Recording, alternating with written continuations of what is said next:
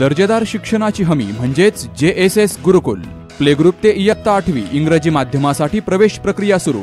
Digital तंत्रज्ञानाद्वारे शिक्षण पद्धती। एका वर्गात फक्त 20 ते 25 विद्यार्थी। गणितामध्ये प्रावीण्यासाठी abacus. Pickup and drop facility. ठिकाण बालाजी कॉलनी, अंबिकानगर, केडगाव, अहमदनगर।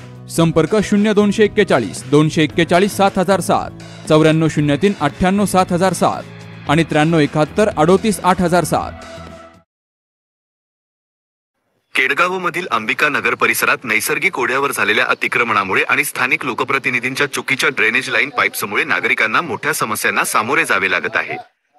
संदीप कोतकर युवा मंचचे अध्यक्ष भूषण गुंड यांच्या नेतृत्वाखाली अंबिका नगरमधील संतप्त नागरिकांनी जिल्हाधिकाऱ्यांकडे याविरोधात तीव्र निवेदन दिले आहे। अतिक्रमण आणि चुकीच्या पाईपलाईनमुळे घरामध्ये पाणी। सर्वे नंबर 512 मध्ये काही अतिक्रमणधारकांनी नैसर्गिक ओढ्यावर भराव टाकून अतिक्रमण केले आहे, ज्यामुळे ओढ्याचा नैसर्गिक प्रवाह थांबला आहे। याशिवाय स्थानिक लोकप्रतिनिधींनी टाकलेल्या ड्रेनेज लाईनच्या पाईप्सच्या चुकीच्या नियोजनामुळे आणि निकृष्ट कामामुळे नैसर्गिक पाण्याच्या प्रवाहात मोठा अडथळा निर्माण झाला आहे। 4 दिवसांपूर्वी झालेल्या जोरदार पावसात अंबिका नगरमधील अनेक घरांमध्ये पाणी शिरले, ज्यामुळे नागरिकांचे अन्नधान्यासह घरातील इतर साहित्याचेही मोठे नुकसान झाले आहे। प्रशासनाच्या या दुर्लक्षाने संतप्त झालेल्या नागरिकांनी अखेर 2 जून रोजी भूषण गुंड यांच्या नेतृत्वाखाली जिल्हाधिकाऱ्यांची भेट घेऊन निवेदन सादर केले। भूषण गुंड यांनी प्रशासनाला थेट इशारा दिला आहे की येत्या 4 दिवसांत नैसर्गिक ओढ्यावरील अतिक्रमण काढले नाही तर 8 दिवसांत आयुक्तांच्या दालनात ड्रेनेजचे पाणी सोडण्यात येईल। आता 4-5 दिवसापूर्वी जी काही अतिवृष्टी झाली त्यामध्ये आमच्या केडगाव परिसरातील अंबिकानगर भागामध्ये ओढ्याला पूरजन्य परिस्थिती त्या ठिकाणी झाली। सर्व नागरिकांच्या घरात पाणी शिरलं। आता काही लोकांच्या घरी डिलिव्हरी झालेल्या महिला असताना त्यांना देखील किती अडचण झाली। घरात टायमाला पुरुष नव्हते। पुरुष नसताना महिलांचे किती हाल झाले असताना आम्ही आता कलेक्टर साहेबांना ही सर्व परिस्थिती सांगितलेली। ही परिस्थिती कशामुळे झाली का ओढ्यावर झालेले अतिक्रमण, अनधिकृत बांधकाम आणि जो ओढ्याचा जो मार्ग आहे तो सगळा पुढे जाऊन पाईप टाकून बुजवण्यात आलेला आहे। पाईप टाकल्यामुळं ओढ्यातून पाणी इतकं फास्ट जात नाही आणि ते सर्व पाणी अंबिकानगर परिसरातील भागात शिरतं। त्याच्यामुळे नागरिकांना जो त्रास सहन करावा लागतो। कलेक्टर साहेबांनी आम्हाला या ठिकाणी आश्वासन दिलं, उद्या ते पालिकेच्या अधिकाऱ्यांची मीटिंग घेऊन 4 दिवसात जर त्यांनी आमची जर मागणी जे ओढ्यावरचे जे काय अतिक्रमण असतील ते पाईप असतील ते काढले गेले नाही तर आम्ही आयुक्तांच्या दालनात येत्या 8 दिवसात टँकर भरून पाणी सोडू आणि आयुक्तांना काय होतं, काय हाल होतात नागरिकांचे हे दाखवून देण्याचं काम आम्ही त्या ठिकाणी करू। आणि एवढं बोलून मी कलेक्टर साहेबांना विनंती करतो का आमचा लवकरात लवकर प्रश्न मार्गी लावा। जय हिंद, जय महाराष्ट्र। मी सुनीता पोपट बालेराव, वड्याच्या कडेलाच आमचं घर आहे। घरामध्ये खूप पाणी शिरल्यामुळं आम्हाला खूप त्रास झालेला आहे, आमच्या मुलाबाळांना सगळ्यांना। त्यासाठी मी बोलू राहिलेली, मला बोलता येत नाही आहे पण आम्हाला खूप त्रास आहे। 4-5 वर्षापासून तर जादा त्रास होतोय आम्हाला ते घर बांधल्यापासून। तेव्हा आमचा मार्ग मोकळा करा आणि आम्हाला हे करा, सहकार्य करा। सुनील हजारे, आमच्या घरात खूप पाणी शिरलं होतं।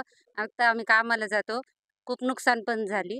पण एवढंच मागणी आहे का लवकर लवकर निर्णय करा की पुढचे पाऊस आले तर काय करायचं पुढं, एवढंच म्हणणं आहे।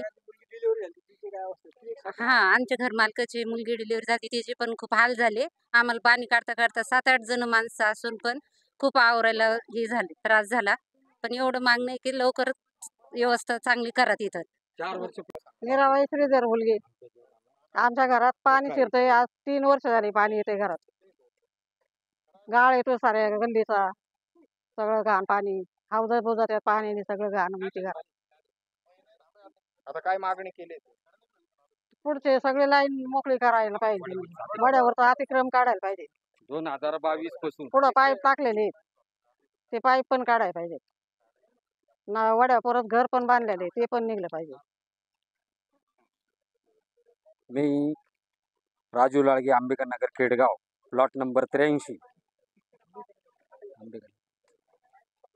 तर मी वड्या संदर्भात सतत 2022 पासून अर्जाची पूर्तता करत आहे, पण प्रशासन पालिका काहीही दखल घेत नसल्यामुळं नागरिकांचे वारंवार हाल होत आहे, आरोग्याला धोका निर्माण होत आहे।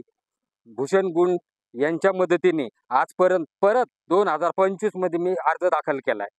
आता प्रशासन काय करतंय त्याची वाट बघतोय, नाही तर उपोषणाला सगळे अंबिकानगर मी घेऊन तहसील असू, जिल्हा परिषद असू, महापालिका असू प्रत्येक ठिकाणी आंदोलनाचा इशारा देणार, उपोषण करणार.